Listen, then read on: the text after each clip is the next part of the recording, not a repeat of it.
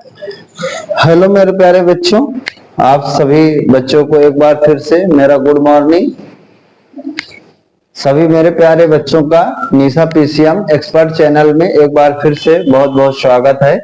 बच्चों, इस चैनल के माध्यम से हम लोग क्लास 10 सीबीएसई बोर्ड मैथमेटिक्स के लेक्चर्स मैं आप लोगों को पढ़ा रहा हूं और डाल रहा हूं कि आप लोग किस तरह से मैथ को कितना सिंपल वे में इजी स्टेप में पढ़ सकते हैं, जिसमें हमारी जो बुक है, स्टैंडर्ड बुक है आर.एस. अग्रवाल मॉडरेट लेवल की, उसके हम लोग क्वेश्चन सॉल्व कर रहे हैं और जो बेसिक कॉन्सेप्ट है वो मेरे खुद के द्वारा डेवलप्ड है और मेरे खुद के द्वारा बताए जा रहे हैं।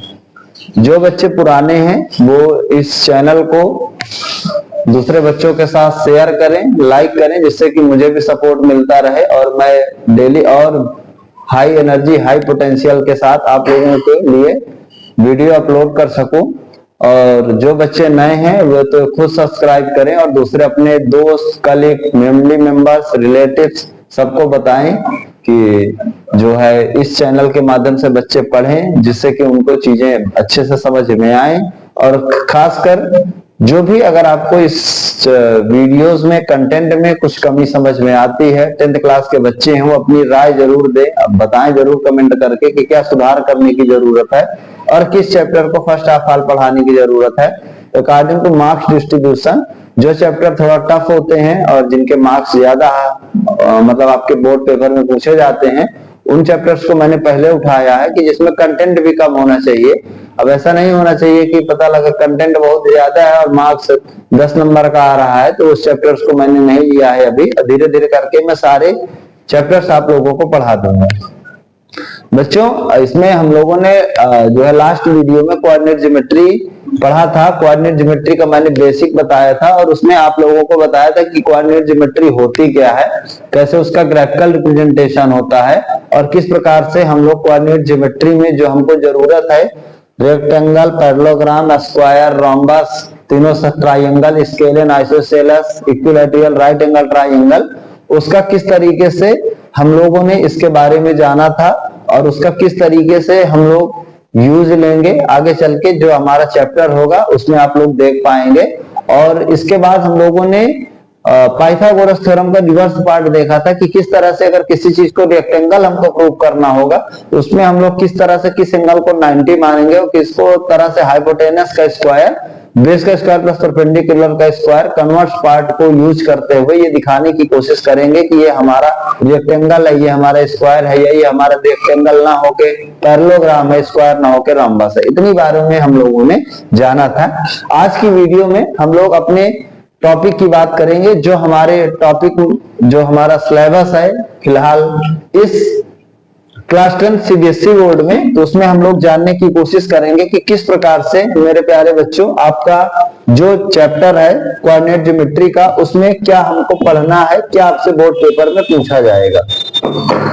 तो सबसे पहले बात, हम लोग इसमें मेरे प्यारे बच्चों डिस्टेंस फार्मूला बहुत ही सिंपल वे से पढ़ने की कोशिश करेंगे। जैसे डिस्टेंस फार्मूला इसमें आपका पहला टॉपिक है कोऑर्डिनेट ज्योमेट्री में, जो कि आप लोगों से यहाँ से क्वेश्चन पूछे जा सकते हैं, कोऑर्डिनेट ज्योमेट्री का पार्ट है। जैसे कि अगर हमको सिंपली हम लोग निकालते हैं कि अगर एक पॉइंट ये है, एक पॉइंट ये है, इसके बीच की डिस्टेंस हमको कैलकुलेट करना है, तो आपको पता होगा कि हम लोग बहुत इजी स्टेप से यहां तक हम लोग डिस्टेंस निकालने के लिए या तो स्पीड पता हो, टाइम पता हो, दोनों का इंटू करते हैं तो डिस्टेंस आ जाए। दूसरी बात, हम लोग एक स्केल लेते हैं और यहां से यहां तक रख देते हैं तो बता देते हैं कि इसकी लेंथ 10 सेंटीमीटर है, 15 सेंटीमीटर है, 20 सेंटीमीटर है। It means I want to say that जो मेजरिंग इंस्ट्रूमेंट है उनकी हेल्प से हम लोग डिस्टेंस को मेजर कर सकते हैं।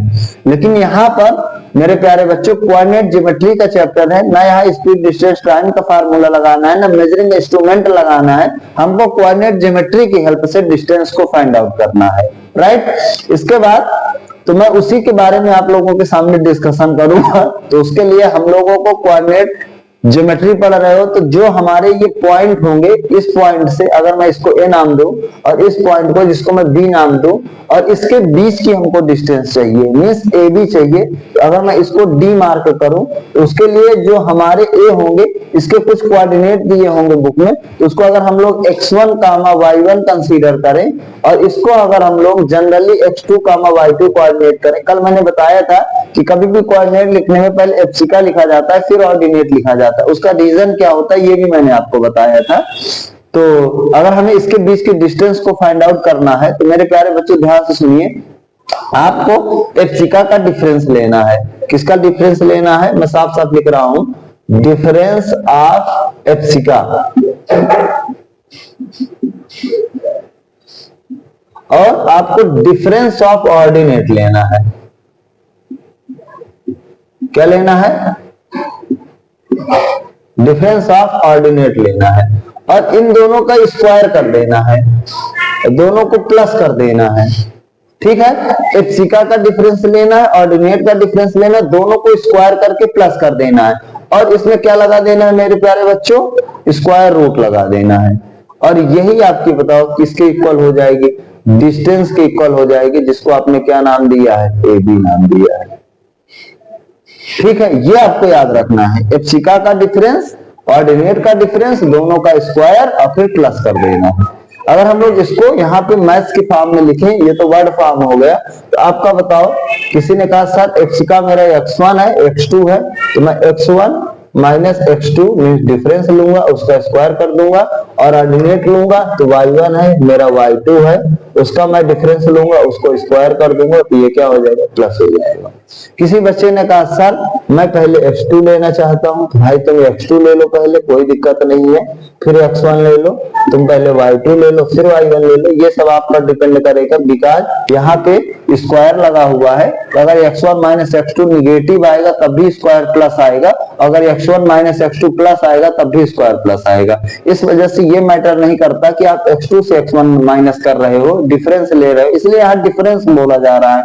माइनस का मतलब होता है कि आपको कंपलसरी है कि किससे किस चीज को आपको सब्ट्रैक्ट करना है। डिफरेंस का मतलब आप किसी से किसी को घटा सकते हो, अगर आप घटाओगे, सब्ट्रैक्ट करोगे तो आपको x1 से चाहे x2 ले लो, चाहे x2 से x1 ले लो, उसी प्रकार ऑर्डिनेट में चाहे y1 से y2 ले लो, चाहे y2 से y1 ले लो। तो आपने देखा कि हम लोगों ने किस प्रकार से डिस्टेंस फार्मूले के बारे में बात किया कि डिस्टेंस फार्मूला आपका क्या होता है। अगर हमें दो पॉइंटों के बीच की डिस्टेंस निकालना होगा तो उसको निकालने का तरीका क्या होगा, तो या तो x1 y1 x2 y2 मान के यहाँ वैल्यू पुट करना आप सीखिए। मैं तो कहूंगा वैल्यू पुट करना थोड़ा सा टाइम कंज्यूमिंग होगा पेपर के लिए, आपको बस इतना ध्यान रखना है, एप्सिका का डिफरेंस लेना है और ऑर्डिनेट का डिफरेंस लेना है, दोनों का स्क्वायर करके प्लस करके स्क्वायर रूट लगा देना है, आपको बस इतना ध्यान रखना है। इसके बाद मैं इसी पर एक और छोटा सा पॉइंट डिस्कस करूंगा। कई बार हमको डिस्टेंस मेरे प्यारे बच्चों ओरिजिन से पूछी जाती है और कल मैंने अपने वीडियोज में बताया था बेसिक कॉन्सेप्ट में कि ओरिजिन वो पॉइंट होता है जहां से कोऑर्डिनेट की स्टार्टिंग होती है, बिल्कुल से जहां से कोऑर्डिनेट ओरिजिनेट होता है, तो उस समय हम लोग जो ओरिजिन के कोऑर्डिनेट 0,0 कंसीडर करते हैं। तो अगर इसी की हेल्प हम लोग थोड़ा सा लेने की कोशिश करें कि कभी भी हमको अगर जब भी पेपर में ओरिजिन से वो पूछने की कोशिश करेगा तो उस समय वो ओरिजिन का कोऑर्डिनेट हो सकता है ना दे, तो आपको अपने से समझना पड़ेगा कि जो दूसरा पॉइंट होगा अगर उसकी डिस्टेंस चाहिए तो एक को आपको क्या मानना पड़ेगा, 0,0 मानना पड़ेगा और दूसरा कोऑर्डिनेट वो खुद आपको ला के देगा, तो उसको हम लोग का मान लीजिए x, y मान लीजिए। ठीक है, दूसरा कोऑर्डिनेट को हम लोग क्या मान लीजिए, x, y मान लेंगे। ध्यान से समझिए, जब ओरिजिन से हमारे किसी पॉइंट की डिस्टेंस पूछेगा तो एक तो आपका 0,0 फिक्स हो जाएगा, दूसरा जो भी कोऑर्डिनेट फर्स्ट क्वाड्रेंट में कोई पॉइंट है, सेकंड में है, एक्स एक्सिस में, वाई एक्सिस में लाई कर रहा है, कहीं भी हो सकता है, जहां की भी डिस्टेंस पूछेगा उस हिसाब से हम लोग बी को कंसीडर करेंगे। तो उस केस में अगर हमको डी फाइंड आउट करना है तो अभी मैंने बताया जो डी की वैल्यू जब ये ओरिजिन से है, ध्यान से सुन लीजिएगा, ओरिजिन से हमें किसी भी पॉइंट की डिस्टेंस को फाइंड आउट करना है तो आप कहोगे एप्सिका का डिफरेंस, तो बच्चों मैंने कहा x माइनस 0 अब ऑर्डिनेट का डिफरेंस y माइनस 0 देख पा रहे होंगे, इनका स्क्वायर कर दो और दोनों को क्या कर दो, प्लस कर दो और क्या लगा दो, स्क्वायर रूट लगा दो। सिंपल सा काम है, तो आप इसको करोगे। बच्चे x1 x2 y1 y2 रखते रखते ही परेशान हो जाते हैं, बार बार कंफ्यूज होते हैं। आपको ध्यान से समझना है कि हमें कैसे करना है।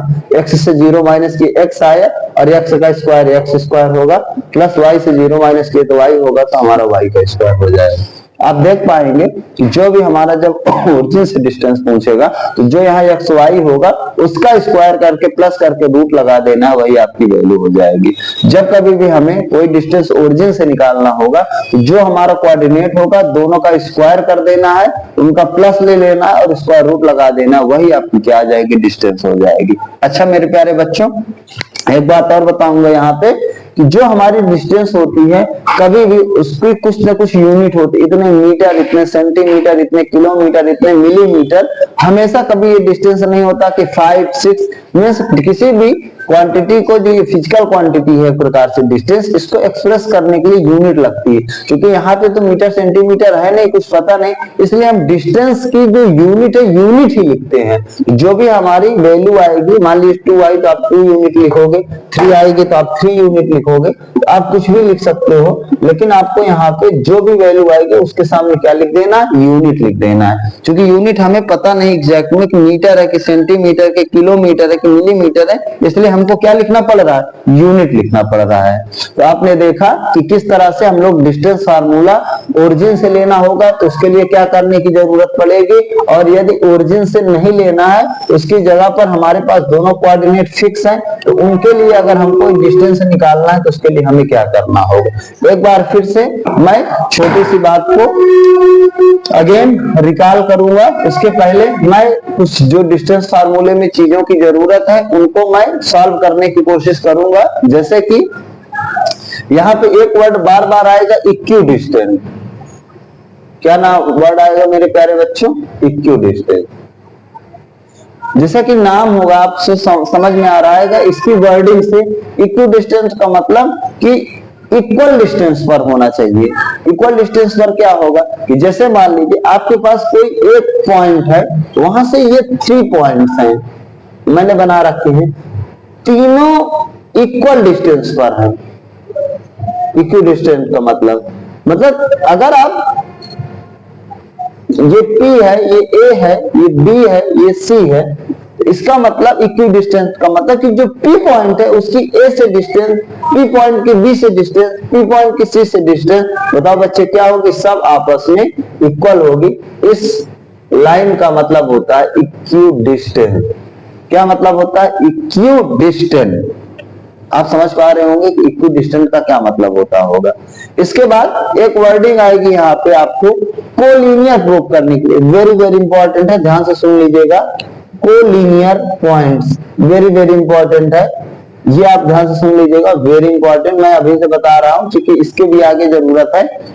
ये 2 जगह पे आएगा। किसी भी जो कोऑर्डिनेट पॉइंट्स होते हैं उनको अगर हमें कोलिनियर दिखाना होता है तो उसको हम लोग 2 तरीके से दिखाते हैं। किस तरीके से दिखाते हैं उसको मैं आप लोगों को समझाने की कोशिश करूंगा। तो जो आपको सिंपल पड़ेगा, पेपर में पूछा जाता है तो आप वैसे कर पाओगे। तो सबसे पहले कोलिनियर पॉइंट का मतलब आप समझो कि ये क्या होता है। मेरे प्यारे बच्चों, दुनिया में कभी भी जो 2 पॉइंट होते हैं जिनके बीच के डिस्टेंस निकालते हैं वो हमेशा कोलिनियर होते हैं, हमेशा कोलिनियर होते हैं। कोई भी 2 पॉइंट्स ले लो, कैसे भी ले लो। आपने कहा सर मैं ऐसे ऐसे लेना चाहता हूं, मिला दो, ये देखो एक लाइन में है। ऐसे ऐसे लेना चाहता हूं, आप मिला दो, कहोगे सर ये एक लाइन में है। तो कभी भी 2 पॉइंट्स लोगे तो हमेशा एक लाइन में आएंगे। लेकिन जब मैटर 3 मीन्स मोर देन 2 का आएगा, 4, 5, 6 पॉइंट का, तो वहां पे फिर इस चीज को हमें एक्सप्लेन करना पड़ता है कि अगर हमारे पास पॉइंट्स 2 से ज्यादा है और वो एक लाइन में होना चाहिए सारे पॉइंट, तो ऐसे जितने भी पॉइंट्स होंगे उनको कोलिनियर पॉइंट्स के नाम से जाना जाएगा।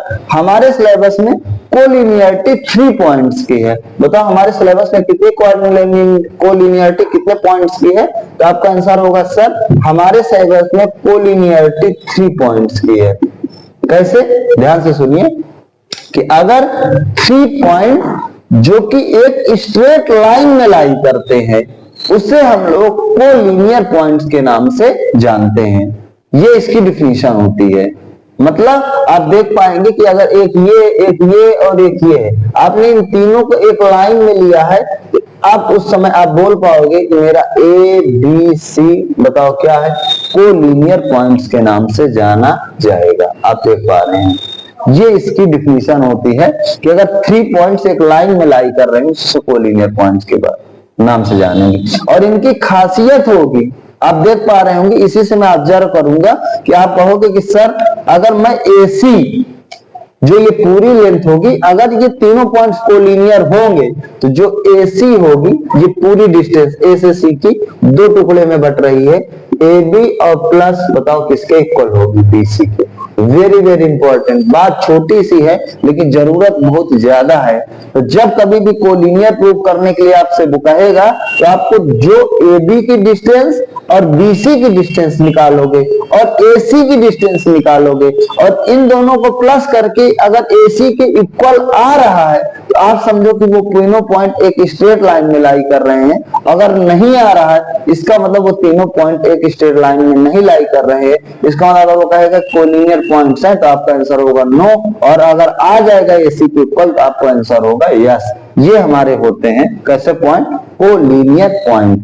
और कोलिनियर पॉइंट्स में ही मैं एक बात और बतलाने की कोशिश करूंगा कि जनरली हमेशा 3 पॉइंट्स को लेकर हमारा एक ट्रायंगल मिलता है, बशर्ते वो तीनों पॉइंट एक लाइन में नहीं लाई करना चाहिए। ध्यान से सुन लीजिएगा, 3 पॉइंट्स को लेकर ही ABC को ही हमारा एक ट्रायंगल बनता है, ये इसके वर्टिसेस होते हैं, बशर्ते यहाँ पे तीनों पॉइंट्स हमारे एक लाइन में नहीं होना चाहिए। 2 तो हो सकते हैं लेकिन तीसरा इनसे लाइन पे ना होकर लेफ्ट राइट ऊपर नीचे कहीं पर भी हो सकता है। अगर पॉइंट्स कोलिनियर होंगे तो कभी भी ट्रायंगल नहीं बन पाएगा। ध्यान से सुन लीजिएगा, अगर पॉइंट्स कोलिनियर होंगे तो कभी भी ट्रायंगल नहीं बन पाएगा। Very very important, collinear points होने पर we can not form a triangle, कभी भी नहीं बना पाओगे। और उस केस में हमेशा ये बोला जाता है कि जब ट्रायंगल बनेगा ही नहीं तो कोलिनियर अगर पॉइंट्स होंगे तो उनका जो एरिया होता है, किसका बताओ एरिया होता है, उन्हीं तीनों वर्टिसेस से मिलने वाला जो ट्रायंगल का एरिया होता है उसकी वैल्यू हमेशा कितना आती है, 0 होती है।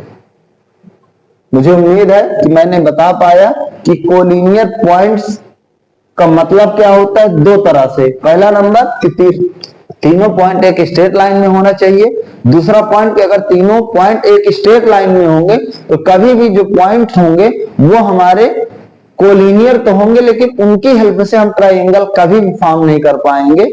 और जब ट्रायंगल नहीं फॉर्म कर पाएंगे इसका मतलब ट्रायंगल बना ही नहीं, तो बताओ उसका एरिया कितना आएगा, 0 आएगा।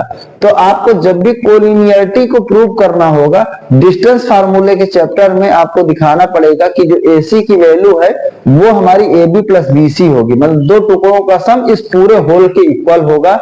और अगले ही डिस्टेंस के बाद सेक्शन फार्मूला है, उसके बाद एरिया ऑफ ट्रायंगल करके चैप्टर है, तो वहां पे फिर ये कोलिनियर आपको मिलेगा। और वहां पे हम लोग कोलिनियरिटी को प्रूव करेंगे कि अगर एरिया ऑफ ट्रायंगल 0 रख दें और उससे जो आंसर आएगा कोलिनियर पॉइंट का जो आंसर, और AC equal to AB plus BC से जो कोलिनियर पॉइंट का आंसर आएगा, दोनों ही बिल्कुल सिमिलर आंसर आएंगे, किसी में भी किसी प्रकार का कोई भी डिफरेंस नहीं होगा। क्योंकि एक चीज जो मैथ्स में हम लोग पढ़ते हैं वो यूनिवर्सल होती है। ऐसा नहीं कि कोलिनियरिटी हम लोग डिस्टेंस फार्मूले से निकालें उसका मतलब कुछ और निकल के आए, और कोलिनियरिटी हम लोग एरिया ऑफ ट्रायंगल की हेल्प से निकालें उसका कुछ और मतलब निकल के आए। दोनों का मतलब सेम है, बस चीजों को सॉल्व करने का अलग अलग तरीका है। ठीक है, इसके बाद इसी चैप्टर में एक वर्डिंग और आपकी आएगी। मैं पहले इसीलिए उस चीज को बता देता हूं सॉल्व कराने से पहले मेरे प्यारे बच्चों, जो आपको इस चैप्टर में जरूरत है। अगर आप उतना सीख जाओगे उसके बाद एक्सरसाइज करोगे तो सारा कुछ आपका बेसिक क्लियर रहेगा, क्वेश्चन एकदम बहुत तेजी से सॉल्व होंगे। अगर आपका बेसिक ही नहीं क्लियर है तो बताओ आप क्वेश्चन कैसे सॉल्व कर पाओगे।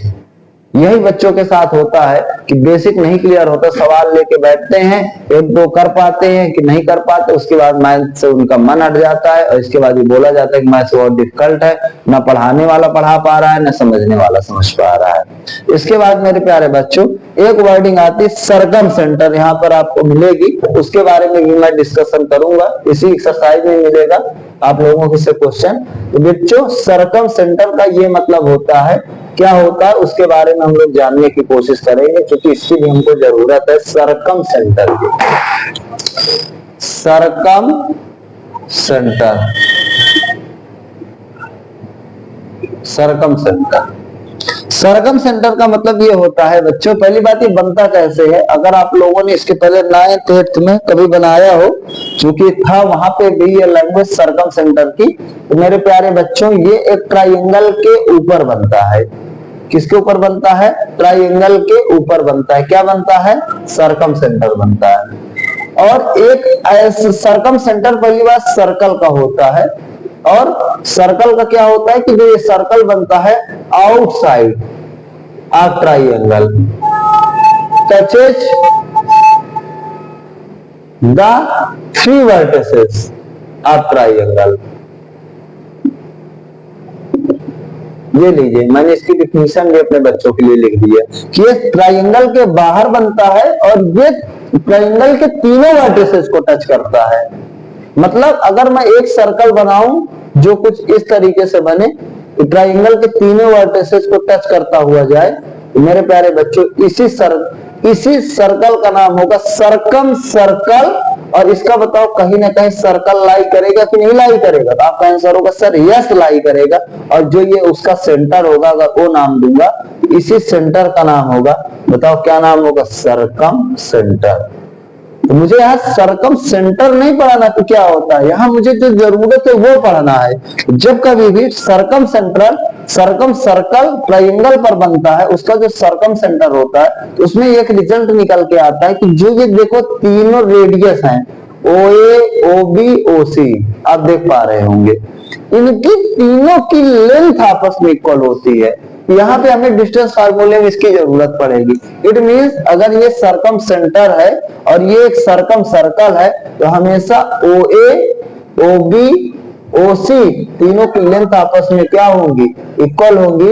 बिकॉज ऑफ कि ये हमारी तीनों सरकम रेडियस है, और ये एक सर्कल की जब रेडियस होती है, तीनों की ही लेंथ आपस में बताओ क्या होती है? इक्वल होती है। कह सकते हो कि नहीं कह सकते हो? 7th क्लास 6th क्लास से पढ़ते चले आ रहे हो कि सर्कल की जो रेडियस होती है वो आपस में बराबर होती है, इक्वल होती है। इसके बाद मेरे प्यारे बच्चों मैं आपको एक छोटा सा पॉइंट और रिकॉल कराऊंगा, उसके बाद हमारा जो नेक्स्ट वीडियो आएगा उसमें हम लोग डायरेक्ट क्वेश्चन सॉल्व करते हुए नजर आएंगे, वो भी कोऑर्डिनेट ज्योमेट्री के चैप्टर हमारा रहेगा डिस्टेंस फार्मूला। इसके बाद अगर हम लोग सॉल्व करने की कोशिश करें इस चैप्टर को, तो उसमें मैं एक बार फिर रिवाइज कराऊंगा अपने प्यारे बच्चों को, वही at X axis at Y axis. क्या होता है, चीज बहुत सरल है लेकिन बच्चे कर नहीं पाते, बड़ी हमको दुख होता है। इतनी बार रिवीजन कराने के बाद वहां उनकी कलम अटक जाती है।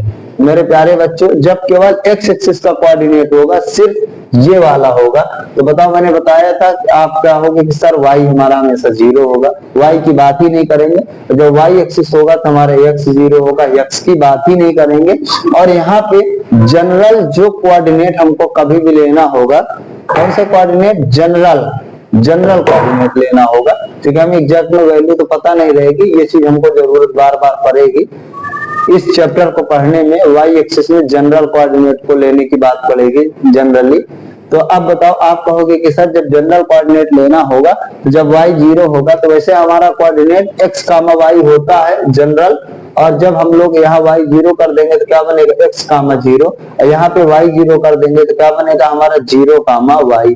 अब अगर अगर उसने कहा पॉजिटिव एक्स एक्सिस में लेना है तब तो यही हो जाएगा, लेकिन अगर उसने कहा निगेटिव एक्स एक्सिस में लेना है ये क्या हो जाएगा माइनस एक्स कामा जीरो। अगर इसने कहा पॉजिटिव वाई एक्सिस में लेना है तो जीरो कामा वाई, और निगेटिव वाई एक्सिस में लेना है जीरो कामा माइनस वाई। ये हमारे बताओ क्या होंगे, कोऑर्डिनेट होंगे। बात तो बहुत सिंपल सी है लेकिन आप लोग भूलते भी बहुत तेजी से हो, इस वजह से इस चीज को मुझे सॉल्व करने की यहाँ पे जरूरत है कि क्या होता है एक्स एक्सिस, क्या होता है वाई एक्सिस। उसको मैंने अपने पहले लेक्चर में भी बताया था, क्योंकि इसकी मुझे बहुत जरूरत है। आप ध्यान से सुनिएगा, जहां एक्स एक्सिस होगा मैं वाई जीरो रख दूंगा और उसके कोऑर्डिनेट जनरल लूंगा एक्स कामा जीरो, और जहां वाई एक्सिस होगा वहां एक्स जीरो कर दूंगा और उसके general coordinate zero comma Y लूंगा। अगर पॉजिटिव में करेगा तो एक्स कामा जीरो लूंगा, जीरो कामा वाई लूंगा। अगर निगेटिव में बात करेगा तो माइनस एक्स कामा जीरो लूंगा, जीरो कामा माइनस वाई लूंगा। ये मेरा इतना इस डिस्टेंस फार्मूले का और जो कोऑर्डिनेट ज्योमेट्री का तीनों चैप्टर है, चाहे वो हमारा सेक्शन फार्मूला हो, चाहे वो हमारा ट्राइंगल्स के बारे में डिस्कशन हो, जो कि आप सीबीएसई बोर्ड में सिलेबस है। मुझे उम्मीद है कि जो बेसिक वीडियो है और इसके बाद डिस्टेंस फार्मूला है उससे जो चैप्टर्स हैं वो क्लियर होंगे। अब इस section formula, area of triangle, उससे रिलेटेड क्वेश्चन बाकी है, मिड पॉइंट फार्मूला, सेंट्रॉइड क्या होता है, इन सब चीजों के बारे में हम डिस्टेंस फार्मूले की एक्सरसाइज को खत्म कर लेंगे। उसके बाद मेरे प्यारे बच्चों उस एक्सरसाइज को हम लोग भी सॉल्व करने की कोशिश करेंगे। हमारे दो चैप्टर यहाँ से चल रहे हैं, ट्रिग्नोमेट्री और कोऑर्डिनेट ज्योमेट्री, इसलिए मैं एक चैप्टर नहीं लेकर चल रहा हूँ, दो चैप्टर लेके चल रहा हूँ कि दोनों ही एक साथ फिनिश हो और कितना जल्दी हमारा सिलेबस खत्म हो। इसके लिए बेहतर जरूरी है कि आपको मुझे आपका सपोर्ट चाहिए, आपको बच्चों को अवेयर करना है, चैनल के बारे में बताना है, जिससे वो बच्चे भी इन वीडियोस का एक अच्छा खासा लाभ ले सके और पेपर में एक अच्छी मार्किंग कर सके, तब जाके मेरा पढ़ाना आप लोगों के लिए सार्थक होगा। इसी के साथ अपनी बात को यहीं पे रोकता हूं और हम लोग अगली नेक्स्ट वीडियो में अगले लेक्चर में आप लोगों के सामने मिलेंगे। बहुत बहुत थैंक यू।